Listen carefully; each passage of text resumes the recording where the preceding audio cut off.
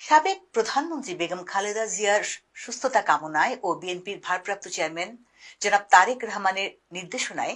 BNP জাতীয় নির্বাহী কমিটির সদস্য ও সিলেট জেলা বিএনপির সাবেক সভাপতি আবুল কাহের চৌধুরী শামীমের উদ্যোগে সিলেটের গোলাপগঞ্জে বিএনপির পরিবারের নেতাকর্মী ও সাধারণ মানুষদের নিয়ে দোয়া ও ইফতার মাহফিল অনুষ্ঠিত হয়েছে। এ নিয়ে বিস্তারিত দেখুন আমাদের সহকর্মী কামরুজ্জামান বাবলুর প্রতিবেদনে। রবিবার সিলেটের গোলাপগঞ্জ পৌরসভা মাঠে গোলাপগঞ্জ উপজেলার 11টি ইউনিয়ন ও পৌর এলাকার 9টি ওয়ার্ডের বিএনপির সর্বস্তরের নেতাকর্মী, রাজনীতিবিদ, পেশাজীবী ও সাধারণ মানুষদের উপস্থিতিতে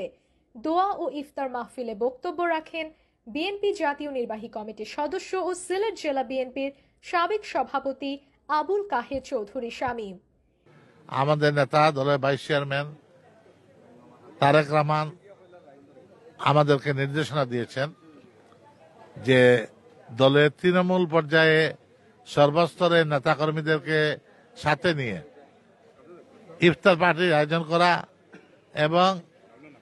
এবং দলকে ঐক্যবদ্ধ করার লক্ষ্যে দলের মধ্যে কোনো ধরনের ভুল বুঝাবুঝি যেন তৈরি না হয়, সাধারণ মানুষের সাথে দলের কোনো নেতাকর্মীরা যাতে কোনো ধরনের কোনো দূরত্ব তৈরি না হয় সেদিকে দৃষ্টি রাখা।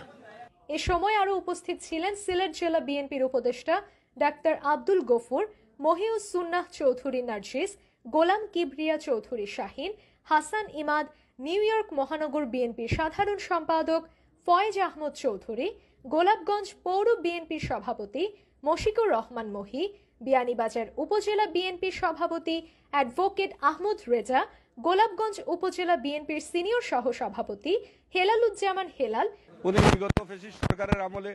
সিলেটের জেলা পর্যায়ের আন্দোলনের পাশাপাশি গোলাপগঞ্জের নেতাকর্মীদেরকে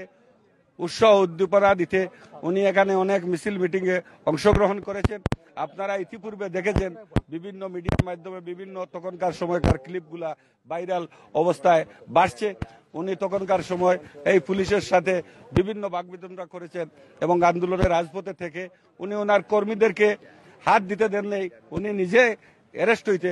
পৌর বিএনপির সিনিয়র সহ সভাপতি আব্দুল খালিক, উপজেলা বিএনপির সাধারণ সম্পাদক মনিরুজ্জামান উজ্জ্বল, পৌর বিএনপির সাধারণ সম্পাদক নজরুল ইসলাম, উপজেলা বিএনপির সিনিয়র যুগ্ম সাধারণ সম্পাদক আমিন উদ্দিন আহমেদ। আমরা তৃণমূলের নেতৃবৃন্দরা আমরা মনে করি আগামী জাতীয় সংসদ নির্বাচনে সিলেট 6, গোলাপগঞ্জ এবং বিয়ানীবাজার উপজেলায় দল যদি বিএনপি যদি জনাব আবুল কাহের চৌধুরী শামীম সাহেবের মতো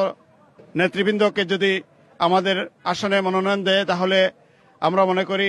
তৃণমূল আরো সুসংগঠিত হবে এবং এলাকা উপকৃত হবে। পৌর বিএনপির সিনিয়র যুগ্ম সাধারণ সম্পাদক জামিল চৌধুরী, উপজেলা বিএনপির সাংগঠনিক সম্পাদক আব্দুল জলিল সেলিম, রিপন আহমদ মাস্টার, পৌর বিএনপির সাংগঠনিক সম্পাদক দুলাল আহমদ, উপজেলা যুব দলের আহ্বায়ক অ্যাডভোকেট মামুন আহমদ রিপন, উপজেলা স্বেচ্ছাসেবক দলের আহ্বায়ক মওদুদ হোসেন চৌধুরী সুমন, উপজেলা জাসাসের আহ্বায়ক আমির হোসেন, উপজেলা কৃষক দলের সদস্য সচিব জাহাঙ্গীর চৌধুরী, পৌর স্বেচ্ছাসেবক দলের আহ্বায়ক তাহির আহমদ, পৌর ছাত্র দলের আহ্বায়ক সুহেদ আহমদ, সদস্য সচিব টিপু সুলতান, ঢাকা দক্ষিণ সরকারি কলেজ ছাত্র দলের সভাপতি সুহেদ আহমদ সহ বিএনপির অঙ্গ সহযোগী সংগঠন ও বিভিন্ন সামাজিক সংগঠনের নেতৃবৃন্দ। NTV Europe.